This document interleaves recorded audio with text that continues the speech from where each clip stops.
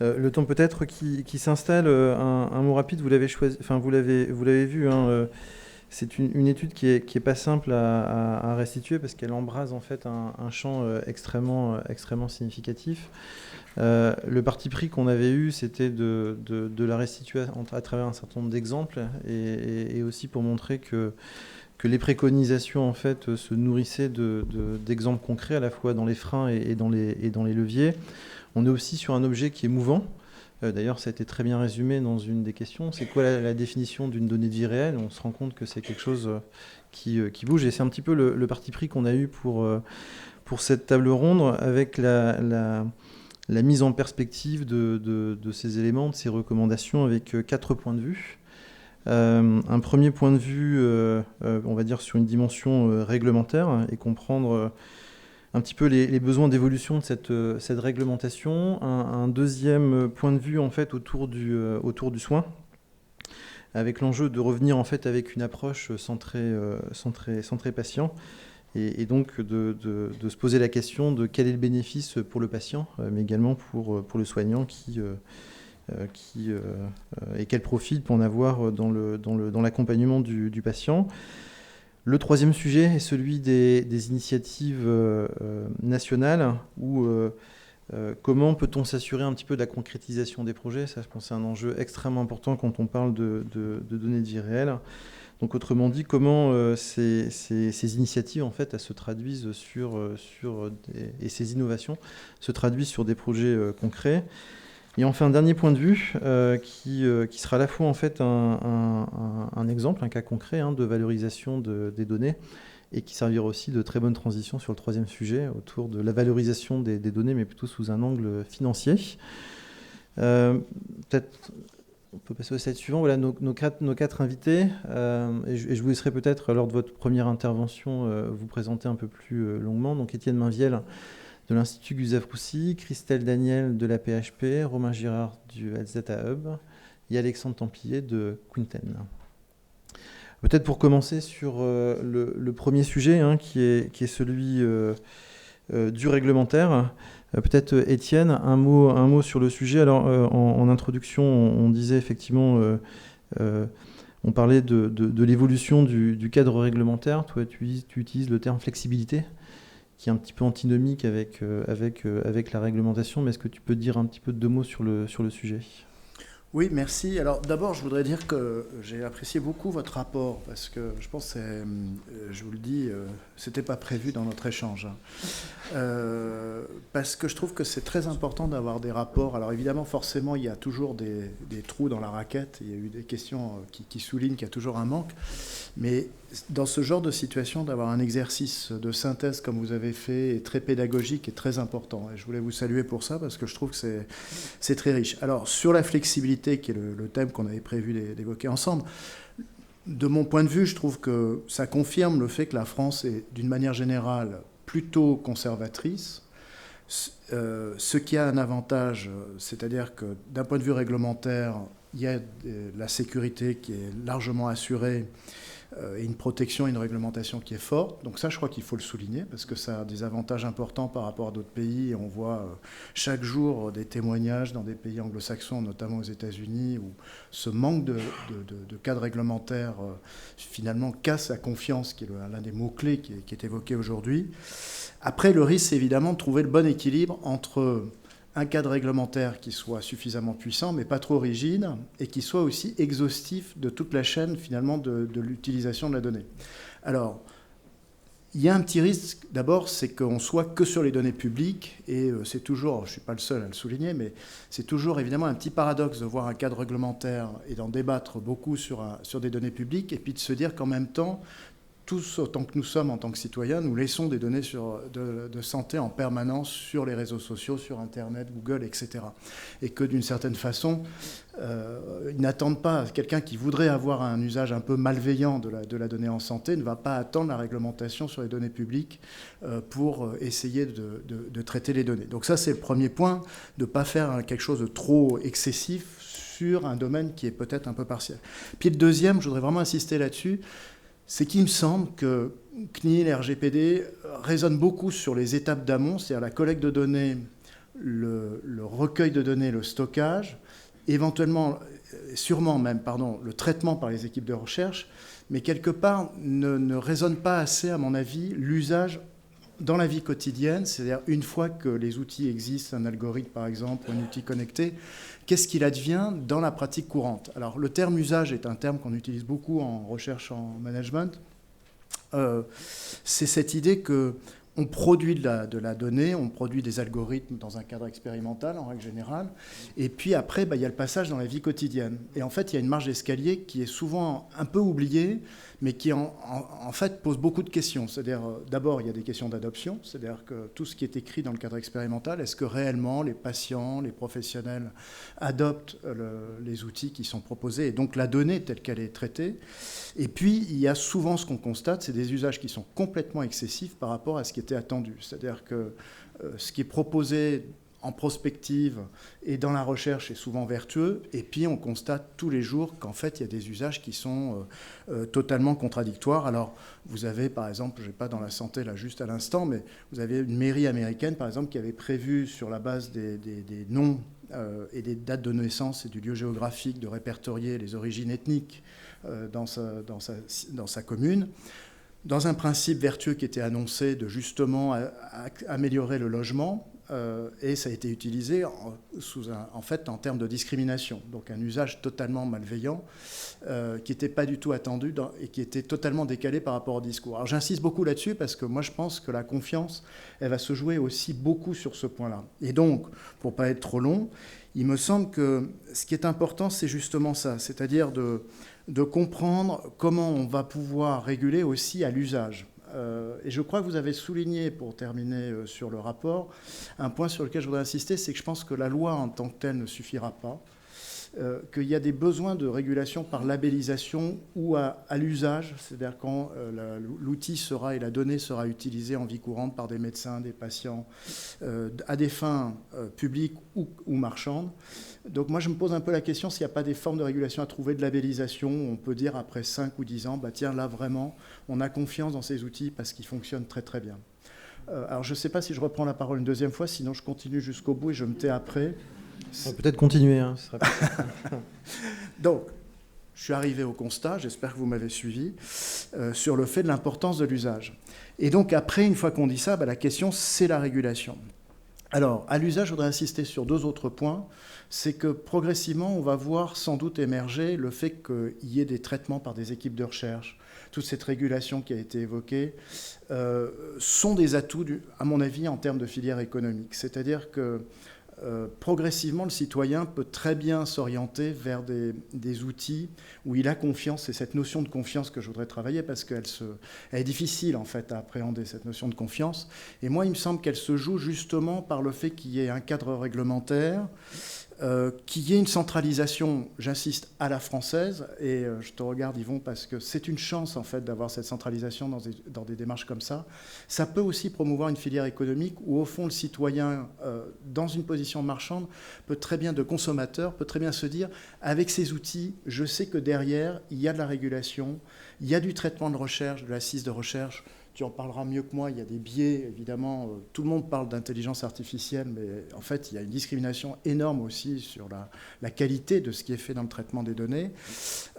Et sur l'organisation aussi, j'insisterai beaucoup aussi sur le fait d'avoir réfléchi cet usage dans la vie réelle. Nous, à Gustave-Roussy, on travaille sur des outils connectés de suivi, comme d'autres centres de lutte contre le cancer, et on voit bien, puisque la Cancéro est vraiment confrontée à ce problème-là, et on voit bien que l'enjeu clé, c'est pas tellement la donnée en tant que telle, c'est l'usage qui en est fait par les professionnels, c'est le fait que les médecins adhèrent, les médecins utilisent cette donnée pour mieux se coordonner avec la ville, ou entre eux, le rôle des infirmières de coordination, etc. Bon, tout ça pour dire que tout cet aspect d'usage, de confiance à l'usage, de confiance réglementaire, d'assises de recherche, à mon avis, et pour terminer, je pense que c'est un atout qui peut aussi permettre de raisonner des modèles de valeur. Je regarde mon collègue Pierre-Yves Brossard, avec qui on travaille à l'heure actuelle sur des modèles de valeur sur l'intelligence artificielle, qui est un thème qui actuellement est en train d'être exploré et qui n'est pas encore très balisé, mais qui est de comprendre comment finalement une structure publique ou privée veut valoriser tout cet effort de régulation et de traitement finalement par la recherche et d'application dans l'organisation, et peut en faire un atout économique par rapport à des démarches qui n'ont pas justement tous ces éléments-là. Étienne, merci. Donc c'est vrai que sur la deuxième partie, on est plus sur la prospective qui est bien sûr étroitement sujet encore à de nombreux échanges à venir. Par contre, en effet, sur le premier sujet, tout ce qui est CNIL, RGPD, information des patients, relations de confiance qu'il faut poursuivre à instaurer pour des grandes initiatives, que ce soit le DMP ou que ce soit tout partage de données, est une contrainte. Voilà, on voit beaucoup de gens qui se sentent complètement contraints par le RGPD, mais j'allais dire comme on l'était à l'époque par le consentement éclairé de Loyerier, mais finalement tout le monde s'est fait, tout le monde trouve ça complètement normal quelques années après. Donc je pense qu'il y a une acquisition de cette réglementation qui aujourd'hui est en effet, alors je ne sais pas si c'est le mot envié, mais commence à être déployé dans d'autres... Non, pas envié, mais commence à être déployé. On parlait des États-Unis, on parlait d'autres groupements de pays. Je peux me faire juste ce porte-parole 30 secondes quand même de collègues chercheurs qui sont aussi avec la RGPD. C'est que le problème, ce n'est pas le principe, c'est toujours la même chose, c'est la déclinaison opérationnelle au quotidien. Et là, parfois, c'est lourd à porter. C'est très lourd. C'était c'était la première partie. En effet, la lourdeur, moi aussi, en tant qu'utilisateur, médecin-chercheur qui joue, entre guillemets, avec ce cadre, on sent très fortement la contrainte, mais je pense qu'avec le temps, on va réussir à l'intégrer, et ça sera fait de façon collective. Alors peut-être qu'on va rebondir sur un deuxième sujet. Donc Christelle Daniel, qui est directrice adjointe développement web innovation à la PHP, donc qui travaille bien sûr sur ces entrepôts de données de la PHP. Donc va nous parler plus en effet de la préoccupations que peuvent avoir ces établissements de santé, les professionnels de santé et les patients, parce que c'est vrai que c'est un élément quand même dont on a parlé, mais qu'il faut complètement continuer à valoriser. Certes, l'innovation est un élément important, mais la finalité qui est quand même de réussir à optimiser le suivi des patients, les stratégies thérapeutiques entre ces interactions. Je te laisse la parole. Je vous remercie. Donc, je vous remercie de me donner la possibilité de partager un retour d'expérience sur le Big Data et l'IA, effectivement issu d'un établissement de santé. On a à l'AP, comme dans la plupart des CHU, évidemment une mission de recherche, mais essentiellement de soins.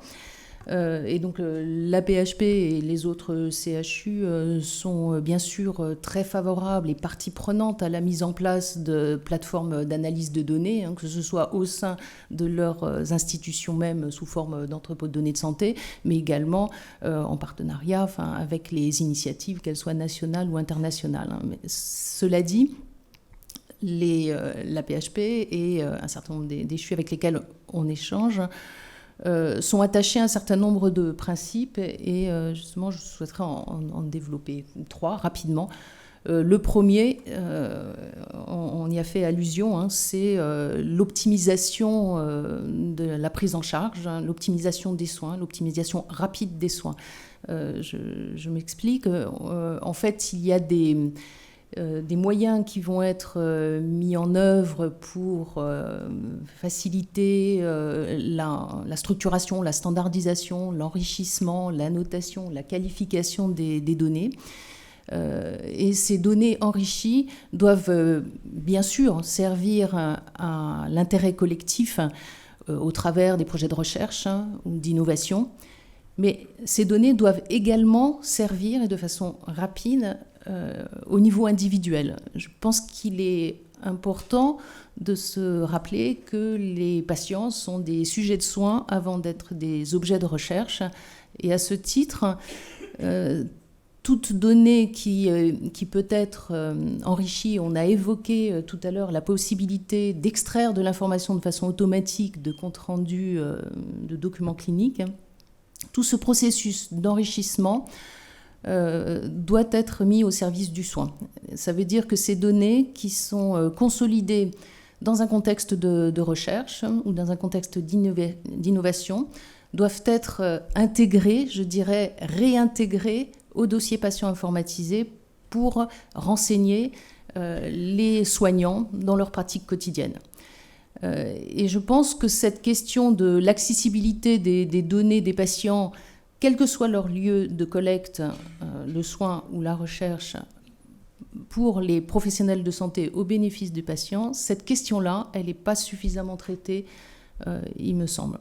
Ça, c'était le premier point que je voulais partager.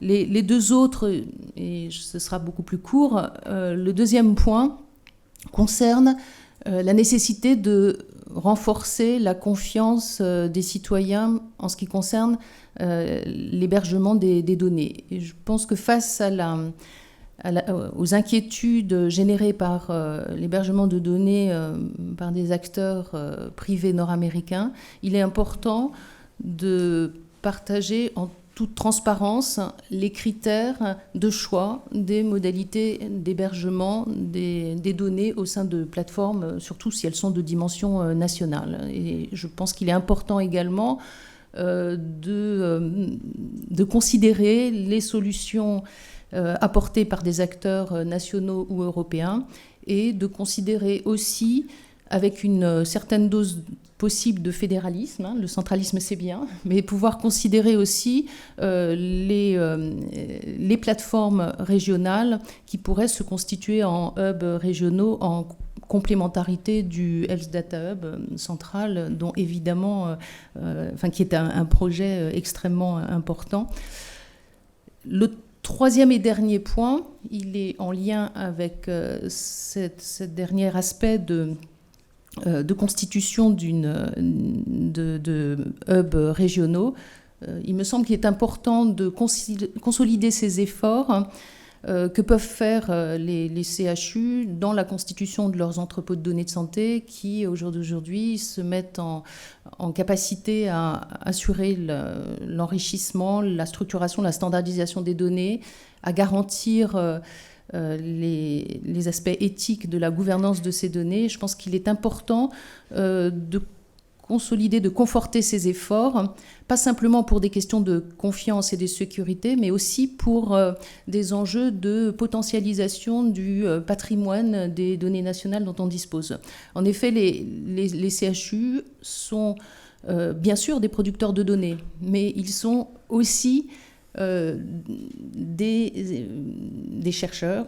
Ils exploitent également au quotidien ces données en lien avec les universités et les organismes de recherche auxquels ils sont associés.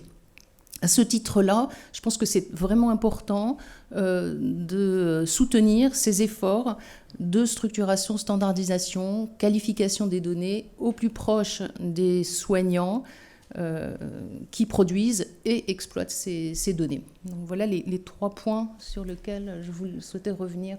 Christelle, merci pour ces messages en effet très, très clairs. Cette approche très axée sur le soin, donc je pense que ça va être un lien parfait avec les points qui vont être présentés, discutés par Romain Girard, qui est chef de projet au Health Data Hub. Donc en effet, on va passer d'une application ou d'une sensibilité soin, une sensibilité peut-être un peu plus recherche, sachant qu'on est de plus en plus dans ce continuum entre les données de soins et les données de recherche. Et donc bien évidemment, il y a un lien extrêmement fort entre ces deux approches. Et puis du côté, on va dire, régional, c'est-à-dire hospitalier, local, une démarche un petit peu plus complètement nationale et de voir un petit peu comment tout cela va communiquer. Donc Romain, je te laisse la parole. Merci beaucoup. Alors, effectivement, je suis d'accord avec l'essentiel de ce que Christelle vient de dire à côté de moi. En particulier, je vais prendre un angle plus recherche parce que c'est plus là-dessus qu'on se porte au Health Data Hub et moins soin parce qu'on n'est pas un hôpital, tout simplement. J'aimerais parler d'innovation et du potentiel d'innovation qu'on a avec les données en vie réelle. Il y a 2 choses. Déjà, on a un vrai potentiel d'innovation en France. On a un patrimoine de données qui est exceptionnel, qui est peut-être unique au monde sur un certain nombre d'aspects, notamment le SNDS. Et ce patrimoine, c'est essentiel, pour rebondir sur ce que disait Christelle, c'est essentiel de soutenir les processus de collecte, de consolidation, de standardisation, d'enrichissement, et d'aller aider les producteurs à consolider ce patrimoine, parce que c'est de la richesse en amont que découlera la richesse en aval. Et c'est pour ça qu'on fait tous ces efforts aussi pour soutenir les producteurs et soutenir la mise en place des entrepôts de données de santé. On travaille beaucoup avec la PHP. Donc on a ce patrimoine de données qui reste encore assez inexploité pour la recherche par rapport au potentiel qu'il représente. On a un volume de données et des modalités de collecte qui explosent totalement. On a une vraie excellence en France scientifique, à la fois sur les volets médicaux, mais aussi mathématiques, statistiques, sur le côté analyse. Et on a des techniques d'analyse qui se réinventent un peu régulièrement et qui permettent vraiment l'évolution de ce qu'on peut envisager comme analyse, comme nouveau cas d'usage. En plus de ça, c'est-à-dire cette première partie potentielle, on a une vraie volonté, je pense, qui se dégage, une volonté d'innovation en faveur du patient. Et cette volonté, elle est partagée à la fois par le côté chercheur, statisticien, analyste, les initiatives nationales, mais aussi par les patients. En fait, on se rend compte que les patients, à partir du moment où ils ont confiance, et cette confiance, elle est essentielle, les patients sont volontaires et très prêts à partager leurs données et à participer au développement de la recherche parce qu'ils sentent tout le bénéfice qu'ils peuvent en retirer non seulement eux-mêmes à moyen terme, mais toute la société. Donc, maintenant qu'on a ce potentiel et cette volonté de la part de tous les acteurs, et que par ailleurs on a un cadre réglementaire qu'on a évoqué tout à l'heure qui est fort et qui permet la confiance de tous et le bon fonctionnement et qui met un certain nombre de garde-fous pour éviter les dérives, c'est le moment d'y aller. Et c'est le moment d'aller créer l'innovation. Alors, je vais vous donner 3 exemples de projets moi je fais l'accompagnement des projets pilotes au Health-Data Hub, et j'aimerais vous donner 3 exemples de projets qui m'ont particulièrement marqué sur cette innovation sur les données de vie réelle. Le premier projet, c'est un projet qui s'appelle Combi Cancer, qui est porté par l'Institut Curie, et qui vise à aller analyser les données de consommation de médicaments pour voir quels sont les médicaments qui ont eu une efficacité thérapeutique sur quelque chose qui n'était pas du tout anticipé. Par exemple, est-ce que tel médicament antidiabétique a eu une efficacité sur le traitement du cancer? Est-ce qu'il y a eu des interactions qui ont permis de catalyser l'efficacité du traitement contre le cancer? Ce projet porte donc sur le cancer du sein, et c'est vraiment aller détecter à partir des données de vie réelle du SNDS, des données de consommation, des données d'effets, d'effets indésirables qu'on peut voir dans les données, aller détecter des pistes thérapeutiques qui n'avaient jusque-là pas été envisagées. Le deuxième projet, c'est un projet qui s'appelle Parcours Rare, qui est porté en particulier par la PHP sur l'initiative du ministère de la Santé, qui porte sur les maladies rares, et un projet intéressant parce qu'il a nécessité la mise en place de toute une filière de collecte des données sur les maladies rares. L'idée du projet, c'est d'aller comprendre quels sont les différents parcours de soins des patients atteints de maladies rares. Qu'est-ce que ça veut dire à quel point c'est lourd à porter d'être atteint d'une maladie rare? Est-ce que ça varie suivant les maladies? Est-ce qu'il y a des inégalités de prise en charge des maladies rares? Tout ça se fait à partir réellement de ce qui se passe pour les patients. On va voir ce qui se passe pour les patients et on remonte la chaîne d'information pour influer sur les plans d'action du ministère. Et le troisième projet, c'est un projet qui s'appelle Rexetris, qui vise à évaluer une nouvelle méthode de prescription de médicaments qui est portée par le CHU de Limoges, en particulier pour les greffés rénaux.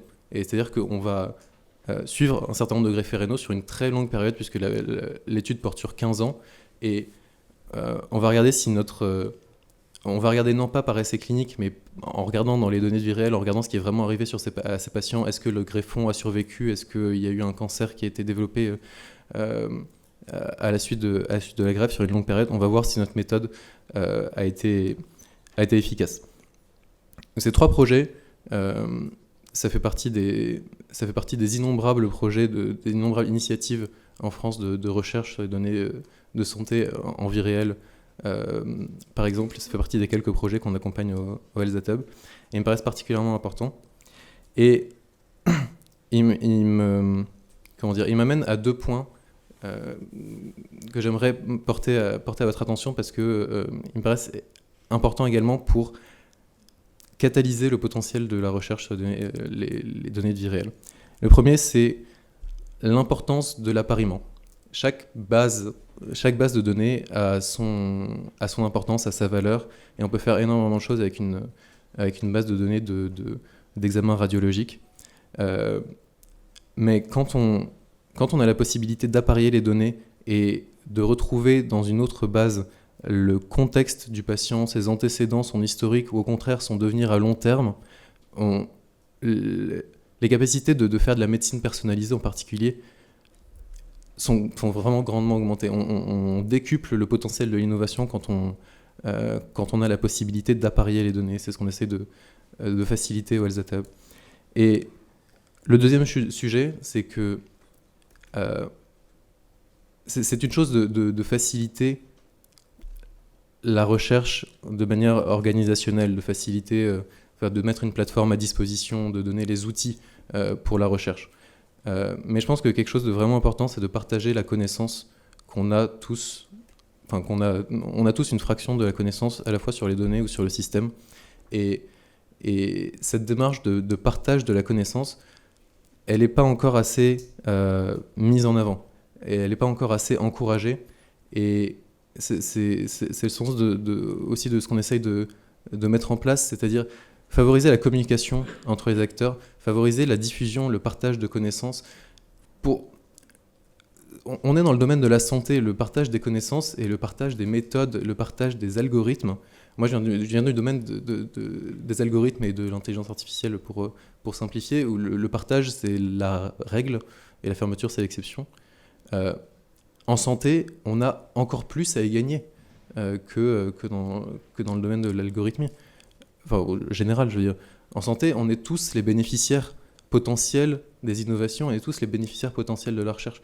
Partager les connaissances et permettre à tous d'aller plus vite, plus loin dans l'exploitation des données, à partir du moment où on a le cadre réglementaire et on a la confiance ça me paraît essentiel. Voilà les deux points que je voulais porter à votre attention. L'importance des possibilités d'appariement et le partage des connaissances pour la recherche. Merci Romain. On va essayer de le traduire de façon très concrète avec Alexandre. Si tu peux essayer justement de mettre un petit peu ça en perspective avec un exemple oui, absolument. Qui montre bien aussi la chaîne de valeur. Tout à fait. Alors je peux, plutôt que d'approfondir un exemple, en donner 3 qui couvriront, je pense, une diversité qui pourra peut-être éclairer d'une certaine manière le débat. Je suis ici pour partager l'expérience d'une entreprise qui a 12 ans maintenant, qui est spécialisée dans la valorisation stratégique des données, beaucoup en santé, qui s'appelle Quinten, qui est basée à Paris, qui fait 70 personnes aujourd'hui, et qui, depuis une douzaine d'années, donc, utilise les technologies de l'apprentissage automatique pour exploiter les données de santé au service des fabricants de produits de santé, en particulier les laboratoires pharmaceutiques, et puis de plus en plus les fabricants de dispositifs médicaux. Donc ça, c'est un premier usage. C'est comment exploiter les données de vie réelle au service de la démonstration de l'efficacité et de la sécurité de ces produits. C'est très important, il y a des enjeux très importants, et pas seulement lorsque le produit est déjà sur le marché, mais potentiellement pour comprendre les maladies, pour comprendre aujourd'hui les solutions qui sont apportées au traitement de ces pathologies, etc. Puis évidemment, le deuxième grand cas d'usage qui est développer à partir de ces données des outils, des algorithmes, des solutions d'aide à la décision qui vont permettre aux professionnels de santé de produire une meilleure santé au meilleur coût, notamment en détectant les mauvaises pratiques et en essayant qu'elles ne se reproduisent pas, et en détectant les bonnes pratiques de manière à ce qu'effectivement on puisse capitaliser dessus, etc. En gros, des technologies qui permettent évidemment, avec l'expertise des praticiens de santé, ça ne peut pas se faire autrement, c'est une étroite collaboration, va permettre de rendre finalement la médecine, comme toute organisation, apprenante. Et c'est un petit peu l'enjeu de ces technologies au XXIe siècle. Donc, ça, c'est les cas d'usage globaux, je dirais, sur lesquels nous, on se développe. Il y a un enjeu très particulier en ce moment autour de dispositifs médicaux avec l'arrivée de la nouvelle réglementation, puisque aujourd'hui, les fabricants de dispositifs médicaux vont être obligés annuellement de démontrer, non seulement d'analyser l'écart entre le niveau de revendication qu'ils ont sur leurs produits et le niveau d'évidence, de preuve sur le marché, et au-delà de ça, de combler cet écart avec des études. Et ces études en vie réelle, elles vont être rétrospectives probablement, parce que les fabricants de dispositifs médicaux n'ont pas forcément les moyens des laboratoires pharmaceutiques pour produire des études prospectives. Donc là, il y a un enjeu énorme autour de ces données. En tant qu'entreprise, on a beaucoup travaillé sur des données étrangères jusqu'à présent, et notamment américaines, où elles sont produites en masse. Il y a un besoin en France de les structurer. On a parlé beaucoup d'interopérabilité. C'est un enjeu majeur pour pouvoir exploiter collecter ces données et les mettre au service de ces produits, notamment de sociétés françaises. Et c'est un enjeu majeur aussi de les avoir interopérables pour pouvoir exécuter les algorithmes d'aide aux professionnels de soins. Donc c'est vraiment un double enjeu, cette interopérabilité. Elle est sur le chemin critique, non seulement de la pérennité d'une industrie du dispositif en France, mais aussi de l'arrivée, de l'avènement d'une meilleure médecine au meilleur coût. Alors nous, en tant qu'acteurs, on est absolument tendu et très attentif à tout ce qui est en train de se passer. On a la chance de pouvoir effectivement continuer à fonctionner, à nous développer sur l'évaluation de l'efficacité et la démonstration de l'efficacité de la sécurité des produits de santé, tout en développant, et je terminerai par ça, les cas d'usage, une première solution en support du travail des pharmaciens d'hôpitaux qui doivent contrôler les prescriptions. Donc il y a quelques initiatives qui ont été lancées en France ces derniers temps, et on en fait partie avec un projet qui s'appelle Pharmia, qui est lancé en partenariat avec le Centre hospitalier de Valenciennes et le CHU de Montpellier, et qui utilise les données de vie réelle avec du machine learning. Enfin, après les cas d'usage, je crois que vous souhaitiez qu'on parle un petit peu de la valorisation. Alors nous, on a un point de vue sur cette valorisation et sur la manière... Et la chaîne de valeur, en fait. La chaîne de valeur, absolument. C'est juste dans la continuité de ce que je viens de dire, c'est-à-dire qu'on parle souvent de à qui appartiennent les données, etc. Et le fait qu'effectivement ces données en tant que telles ne puissent pas être vendues, puisqu'elles sont assimilées, si je ne me trompe pas, à une extension, enfin ça s'apparenterait au trafic d'organes, si j'ai bien compris.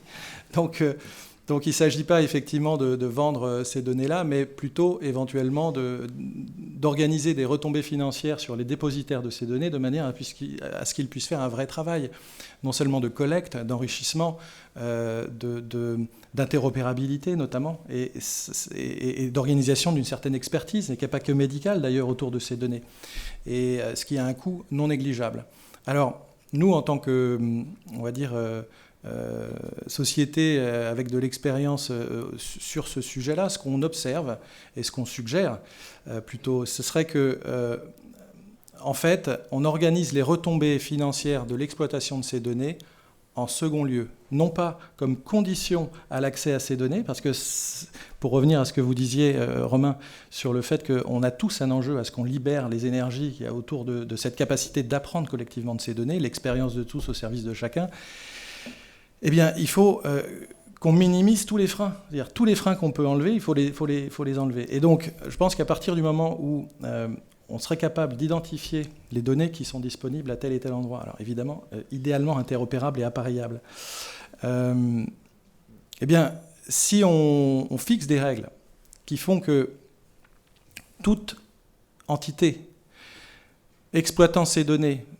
sous forme de services auprès d'industriels ou sous forme de construction d'algorithmes qui seraient commercialisés d'une manière ou d'une autre, s'engage à reverser X% du revenu généré par ces activités, à ce moment-là, je pense que tout le monde en sortirait gagnant. Voilà, c'était ma proposition du jour.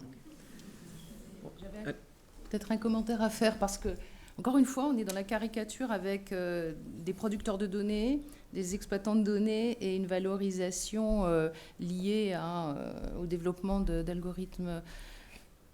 Moi, je pense que les données peuvent sauver des vies, bien sûr au travers des nouvelles technologies en émergence, hein, mais je pense que les données, elles peuvent sauver des vies beaucoup plus rapidement, directement. Encore une fois, les retombées attendues au niveau des établissements de santé, pas simplement des retombées financières en appui à la consolidation des données, mais c'est la réintégration des données qui sont consolidées par ailleurs. Et quand on parle d'interopérabilité, on parle beaucoup d'interopérabilité à la sortie des différentes sources de données, mais on ne parle pas de l'interopérabilité, des efforts que qui seraient faits au niveau des plateformes d'analyse de données pour donner un accès possible aux données une fois consolidées pour qu'elles soient réintégrées au niveau du soin. Moi, je pense que c'est important, évidemment, qu'on fasse des efforts conséquents pour rendre les données plus exploitables à la source au niveau des producteurs de données, mais je pense que c'est important aussi, si on fait ces autoroutes de partage de données, qu'elles soient faites dans les deux sens. Et donc ça c'est quelque chose. Sur le plan opérationnel, on voit que des choses se mettent en place pour le premier sens de l'autoroute, je ne vois pas tellement d'opérationnalisation d'un retour et d'une réintégration des données consolidées dans le cadre de la recherche au niveau des dossiers patients informatisés, en tout cas dans ce contexte de la discussion autour des données de vie réelle. Ce sont des notions qui sont abordées avec beaucoup plus de maturité dans le cadre des essais cliniques avec l'industrie pharmaceutique. Les notions d'un système source unique ou d'alimentation rétroactive des dossiers patients. Donc c'est ce point-là, je ne sais pas s'il est clair, mais je pense qu'il doit aussi intervenir dans cette discussion autour de la chaîne de valeur. Christelle, merci. Donc là, j'ai la consigne comme quoi il nous reste 5 minutes, donc ça sera uniquement une seule question dans la salle, donc préparez-la bien. Donc juste un petit commentaire en attendant que vous prépariez votre question, parce que je suis bavard autant que Loïc. C'est vrai qu'on a parlé beaucoup de partage des données, etc. Mais la notion de validité des données partagées, je trouve, est rarement abordée, ou bien lors de discussions à venir. Donc je pense que ce serait intéressant de développer lors des points à confirmer ensemble, en conférence à venir. Donc la question. Trop de sujets pour synthétiser ça dans une question, la pression est forte. Oui.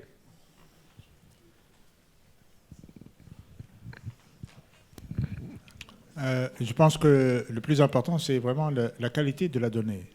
Et elle a beaucoup raison, Christelle a insisté sur la production de la donnée, la qualité de la donnée qui est produite. S'il y a des efforts financiers à faire, c'est vraiment de soutenir, que ce soit les institutions publiques ou les institutions privées par les retours, ou ce que l'on veut, voilà ce que vous dites, mais c'est la qualité de la donnée, le contrôle de la qualité de données. Ici, ce qui se passe, ici en France, effectivement, il y a beaucoup de données, et il y a des efforts qui sont faits pour contrôler ces données-là. Et c'est à partir de là, toutes les données qu'on peut analyser ultérieurement et en aval, donc elles seront de meilleure qualité, les décisions seront de meilleure prise. Et s'il y a vraiment de l'interaction à faire, c'est vraiment soutenir financièrement, parce que c'est très difficile de recruter des arcs, c'est très difficile d'avoir les moyens et les personnels et les professionnels pour... Donc s'il y a des choses à faire, c'est vraiment soutenir la production des données et leur qualité.